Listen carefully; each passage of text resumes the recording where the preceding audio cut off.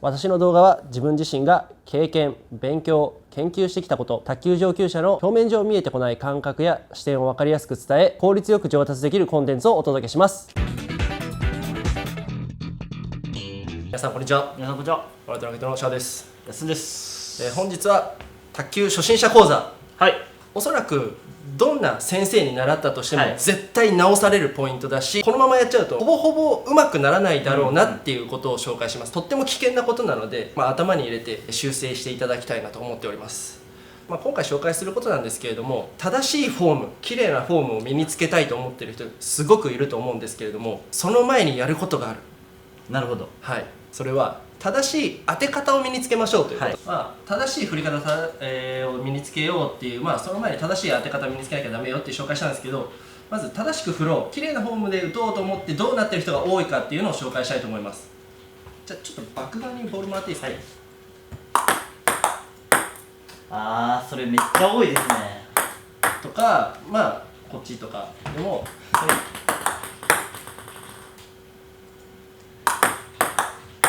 なんかコメントサイドスピンですね。そうですねはい、今回バックでやったんですけど、例えばフォアでもちょっとこうって振ろうとしてなんか変な回転がかかっちゃう。今回はとりあえずバックに多いし分かりやすいんでやりましたけど、サイドスピンがかかっちゃうと、はい、これだと多分どんな先生にもそれダメだよって直されるんじゃないかなと思っております。例えばこういうサイドスピンが入っちゃうとどういう弊害っていうか害が考えられますかね。こう一応入ってるじゃないですか、はい、だけどこの先発展しないなってどんな先生も思っちゃう。そうですね。まずラリーとかも続かないので、まずラリーが続かない練習することが難しいですよねそれ以降はい、難しい相手がうまいから返ってきてるだけやそう普通に返したら絶対返ってこない。絶対返ってこない。じゃあこういうレベルの人同士がやったら絶対にラリーが続かないやつです。絶対続かない。そしてうまくならないっていう害が起きちゃいますね。いや、これはもう自分たちが指導してるレディース界隈では常に起こってますね。これはうまくならないですよ。入りづらいですしすごい多分一球も帰らないんじゃないかな、なかなか。なんか帰っても変なところ来るから続ける練習が絶対ちょっとうまいちょっとうまい返しちゃってるからで、そこから綺麗にこうトップスピンをかけていこうってなった時に、もうこういう癖ついちゃってるからなかなかこう振れないですよね。そうですね、やっぱり安が言ってくれたみたいに一応入ってるからええやん、取りづらいからええやんっていうのも一つありです。ただ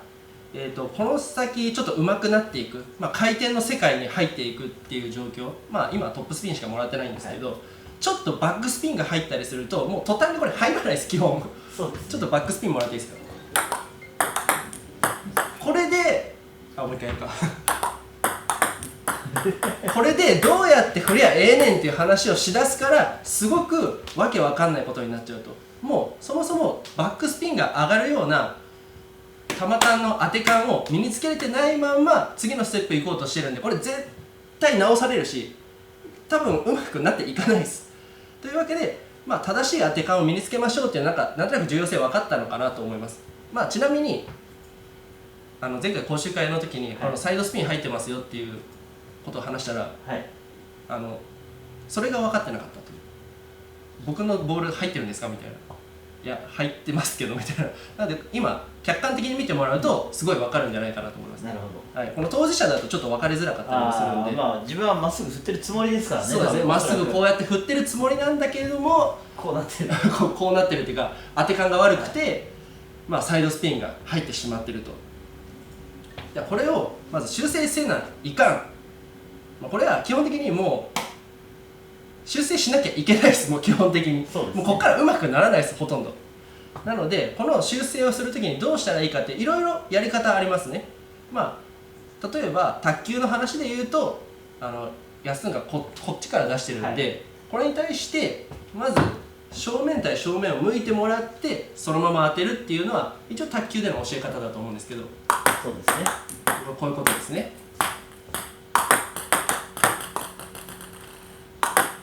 これは卓球の教え方で、これでも修正できるのかなと思いますが、まあ大体ねサイドスピンが入っちゃう人ってこの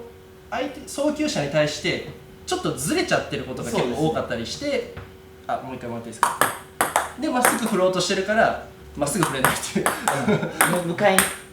行くからこうやってこのボールがまっすぐ来てるところに対して遮っちゃうように振っちゃうからサイドスピンが入っちゃうと。ボールがこうやって直線に向かってるのに対してまずはそのね通行止めみたいな壁を作ってあげるっていうのが基本的なところです。これは卓球の教え方なんで分かりやすいと思います。でもできない人も多いと思います。ちゃんと見れる人がいないとなかなか分からないと。じゃあ次、卓球じゃない教え方。このボールに対して当て感が間違ってるサイドスピンを入れちゃうようなスイングしちゃうとどうなるかっていうと、じゃあお願いします。はい。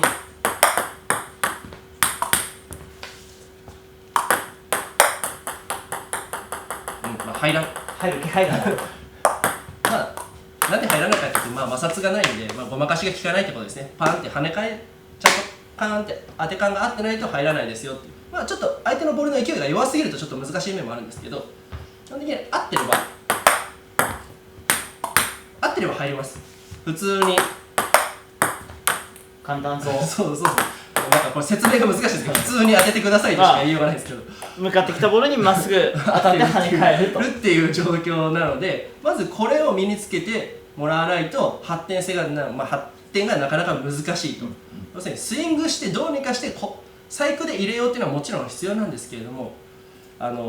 その前に当て感が合ってないと、そこから例えばキュッてドライブかけたり、ちょっとこうサイドスピン本当にちゃんと自分の思う枠通りにサイドスピンをかけたりっていうのはなかなか難しいと。なんか自分がレディースの方指導してて、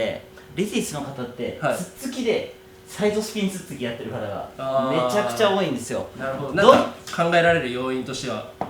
そもそも真ん中に立って卓球することがやっぱり動くのが苦手で、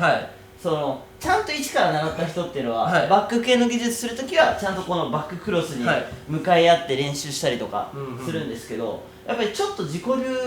でスタートした人とか、ちゃんとコーチがついてない人は真ん中立って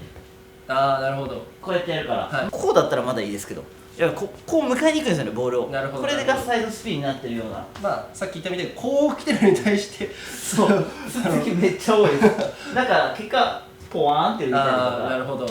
こうナックルつっつきみたいなのに対してはボヨヨンって浮いちゃったり、綺麗な下回転つっつきができないから